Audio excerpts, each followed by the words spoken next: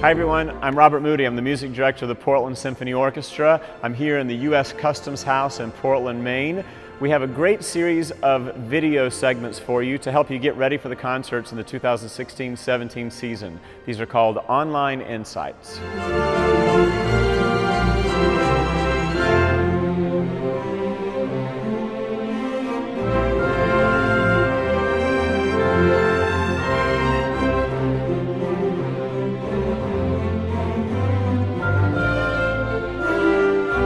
Talking today about our second Sunday classical performance.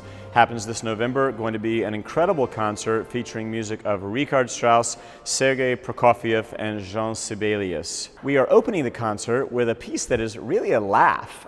I mean, the entire idea of the piece is to be a laugh, is to be the story of a great prankster named Till Eulenspiegel.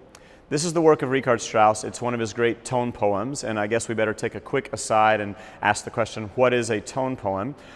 Richard Strauss did not invent the tone poem. Other composers did it before him, but I think no one is more closely aligned to them than Strauss. A tone poem is simply when music itself, without any text, without any spoken or sung word, tells a story. So he writes the music and the motives and the way he create certain sound effects, if you will, for orchestras to play. They actually tell the story. So what is the story of Till Eulenspiegel? Well, I think the best way to put it in context is to think that Till Eulenspiegel is to Germany and sort of German cultural and story history what Petrushka is to Russian lore, what Pinocchio is to Italian lore. Think of or maybe what Dennis the Menace was in the 1950s television lore. Think of the person who is always getting in a good bit of trouble, and yet somehow you love them anyway. The story of Till is a great one. He does some very naughty things throughout the course of the story. He upsets an entire vegetable market and goes and turns everyone's carts over. He makes fun of the town scholars. He actually climbs up onto a roof, and depending on which story you like to listen to, he pours water down onto the townsfolk. Google it and you'll see what I mean. There are other interpretations of what happens as water pours down onto the townsfolk. Finally, he is brought before the judge and he has to answer for all of his actions. And he is made to die for his actions, but then at the very end you seem to hear his voice again, and one never knows. Did he actually escape the death sentence? Something mischievous happened for sure. Especially fantastic about this is the music. Listen to the theme of Till Eulenspiegel played in the horn. You may have heard it called French horn. Listen for sound effects, if you will, coming from violin, from oboe, from brass, and on and on. It's a palette of color like one never gets to hear in the music of anyone other than Richard Strauss. 2 years ago, I was guest conducting an orchestra out west, the Spokane Symphony in Washington, and the violinist assigned to me that we were put together for this concert was a young man named Benjamin Beilman. The first moment I heard this man play a note, I knew that we had to get him to Portland, Maine.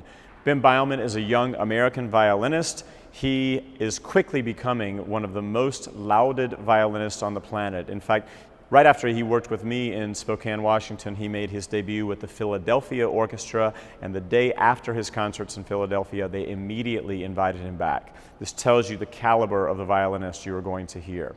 He's going to play a gem of a work, a violin concerto not heard very often and hasn't been played on our stage in many, many years, the Prokofiev First Violin Concerto.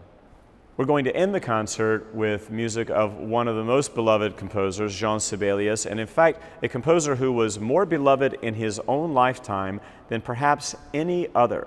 When you hear the name Sibelius, you often think of his most famous work, Finlandia, and that is fitting because he is well acquainted and connected to his homeland of Finland. One interesting fact that you might want to know is that Jean Sibelius is the only composer to have a statue of him erected in his honor during his own lifetime. This is how beloved he was by the Finnish people and really by the entire world. We are going to perform for you Sibelius Symphony number 5. Few interesting things about this piece. It is a 3-movement symphony as opposed to the standard 4-movement symphony.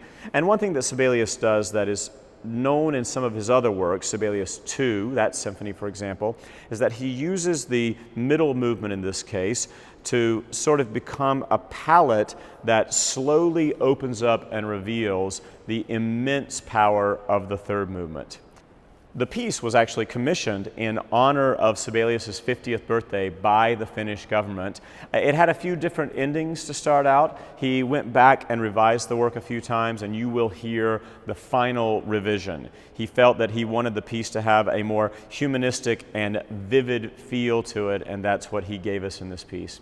I will tell you that when people talk to me from members of the orchestra, members of our staff, our wonderful former assistant conductor Norman Nguyen, when they lobby me for pieces that we should consider doing, this one has been at the top of the list for a very long time. So I finally got the time to sit down and listen to the work, look at the score, and I'm on board. One of the greatest pieces, and you're in for such a treat.